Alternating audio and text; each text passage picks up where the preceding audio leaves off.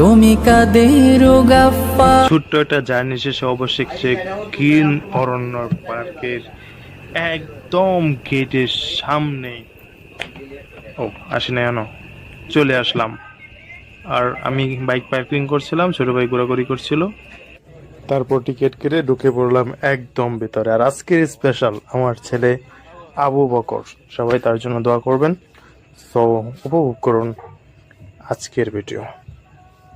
हर चेहरे से तेरे और शाब की रौनक जुल्फों গরম লাগে না তোমার আপু?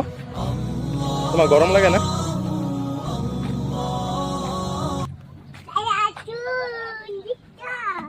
হ্যাঁ, এন্দা এন্দা এন্দা দাও।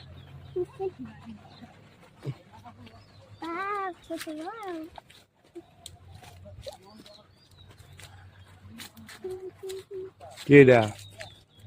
হ্যাঁ আপু, কি এটা? হুম, ঢাকা